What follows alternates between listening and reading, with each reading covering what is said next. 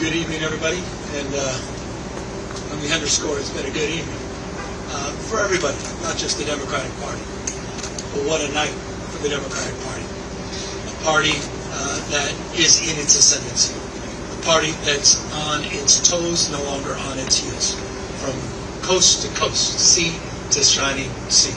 But it was not just a victory tonight for the Democratic Party, it was a victory for the United States of America, for the people of this country, the principles that our founding fathers lived and died for. And so we're proud. We're proud here in California to be part of this narrative this evening. We're proud of the work that the people of the state of California did tonight to send a powerful message to an historic president. Donald Trump is an historic president. He is the most historically unpopular president in modern history. In every critical category, Donald Trump is underwater. He promised to make us healthier. He promised to make us wealthier. We're sicker and poorer. And he fundamentally understands that. Why else would he call Greg Abbott, saying he's entitled to 5 seats? Why else is he trying to rig the midterm elections before one single vote is even cast? He understands his position at this moment in the United States of America. One thing he never counted on, though, was the state of California. Instead of agonizing over the state of our nation, we organized in an unprecedented way in a 90-day sprint. People from all over the United States of America contributed their voices and their support for this initiative. We stood tall and we stood firm in response to Donald Trump's recklessness. And tonight, after poking the bear, this bear roared with an unprecedented turnout in a special election with an extraordinary result.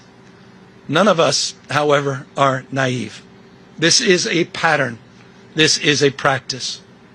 Donald Trump's efforts to rig the midterm election continue to this day. And I'll reinforce that in just a moment. You're seeing him take action all across this country, not just in Texas. You saw what they were successfully able to do in Missouri, what they did in North Carolina, what they're trying to do in Indiana, and inevitably in Florida. They are not screwing around. In June of this year, we saw 4,000 National Guard federalized in the state of California. We saw 700 active duty Marines not sent overseas, but sent to the second largest city in the United States of America to militarize our streets. We said in June this was a preview of things to come. What more evidence do you need than what happened in Washington, D.C., what's happening up in Portland, cities like Chicago? When we kicked off this campaign just 90 or so days ago in Little Tokyo, in Southern California, in L.A., at the Democracy Center, Donald Trump sent Greg Bovino. He sent his private police force that increasingly appears to have taken an oath of office to Donald Trump, not to the Constitution of the United States. He sent them to our kickoff rally to chill free expression, to chill free speech, to intimidate people from participating.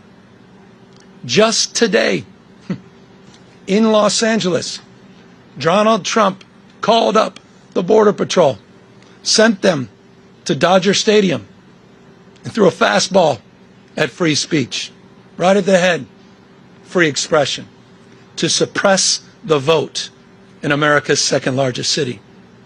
Just did that today. People in tactical gears sent out to intimidate a community that is already on edge. But you see, as we speak, people are still in line. People waiting up 3 hours to cast their vote, to send a message to Donald Trump. No crowns, no thrones, no kings. That's what this victory represents. It's a victory for the people of the state of California and the United States of America.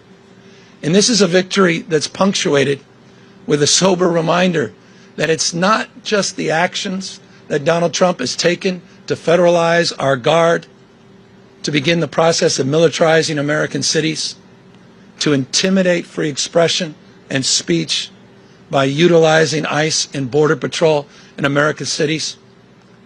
But he also announced today, right when polls were opening, that this election was rigged. That this election was rigged.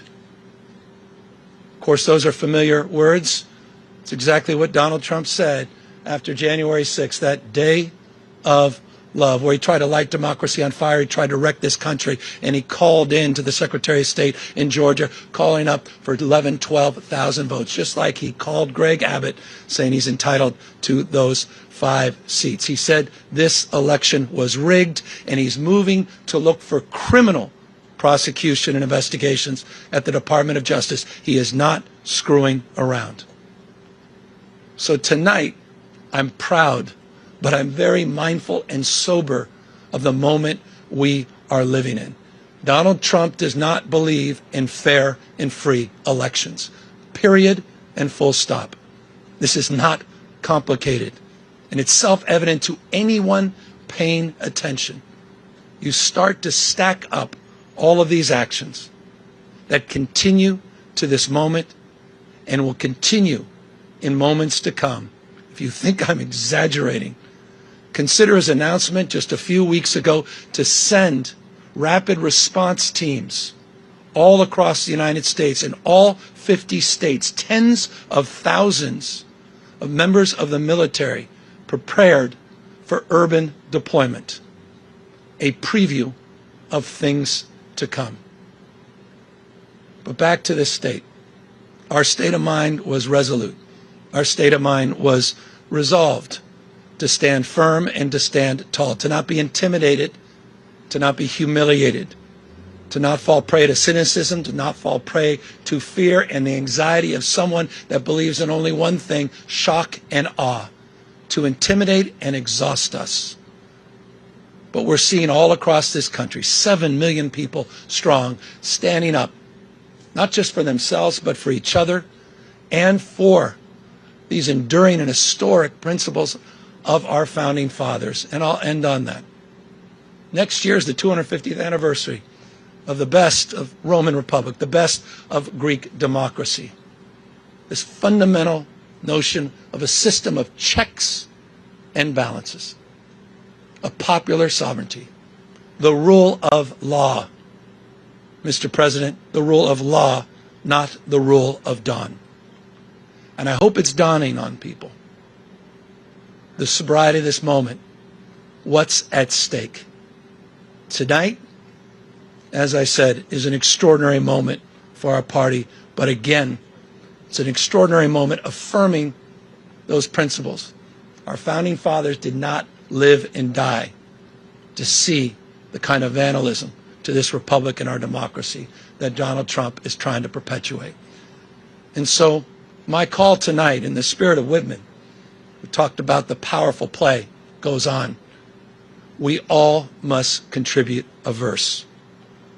And so we need the state of Virginia. We need the state of Maryland. We need our friends in New York and Illinois and Colorado. We need to see other states with the remarkable leaders that have been doing remarkable things meet this moment head on as well, to recognize what we're up against in 2026.